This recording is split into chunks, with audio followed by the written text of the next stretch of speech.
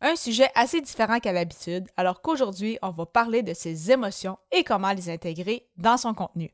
C'est parti! Les médias sociaux en affaires est ton rendez-vous hebdomadaire pour en connaître davantage sur les différents réseaux sociaux et les plateformes de création de contenu dans un contexte d'affaires. Chaque semaine, je répondrai à une question thématique qui te permettra d'appliquer concrètement ces conseils pour ton entreprise. Si tu reconnais l'importance et la puissance des réseaux sociaux ainsi que de la création de contenu pour ton entreprise et que tu souhaites en apprendre davantage sur cet univers, tu es au bon endroit. Je suis Amélie Delebel, travailleuse autonome dans le domaine des communications et marketing depuis février 2020. Je travaille avec les réseaux sociaux et dans la création de contenu depuis 2014. Les médias sociaux en affaires est mon deuxième podcast après Athlète Entrepreneur, lancé en janvier 2019. Bienvenue sur mon podcast. Salut et bienvenue sur les médias sociaux en affaires, épisode 220, alors qu'aujourd'hui je réponds à la question « Quelle est ton émotion du moment? » Il s'agit de la 10e émission dans le cadre du défi créatif J'envoie 2024, alors que tout au long du mois de janvier, chaque jour, je publierai un épisode avec une thématique précise ou une contrainte créative.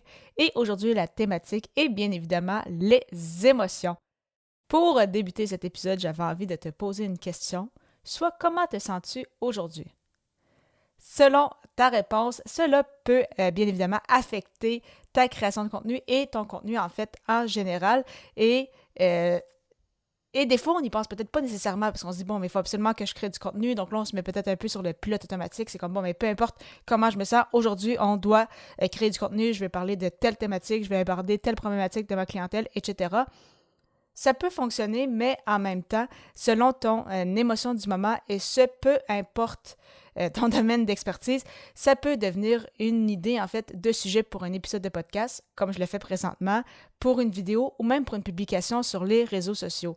Et pourquoi je dis ça que c'est important justement de se connaître, de comprendre justement ses émotions, c'est parce que les gens justement vivent probablement les mêmes choses que toi. Alors si une journée que tu te sens particulièrement heureuse, puis il est arrivé une bonne nouvelle, mais c'est le fun de partager ces nouvelles-là, les gens veulent le savoir. Parfois c'est peut-être pas nécessairement une grosse nouvelle comme une promotion ou avoir signé un gros contrat ou autre. Des fois ça peut être des petites victoires, mais les gens aiment célébrer ces petites victoires-là avec toi.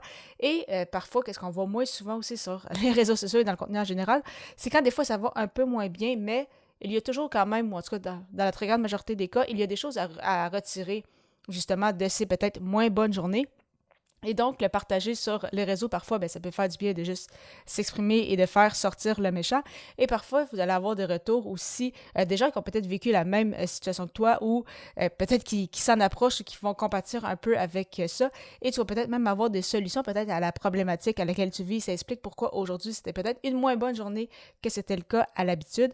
Donc, vraiment, de mettre de l'avant les émotions dans ta création de contenu, ça va vraiment faire ressortir ton côté humain, ça va vraiment te permettre de créer des contacts justement avec les gens, avec des clients potentiels qui vont peut-être devenir des clients par la suite.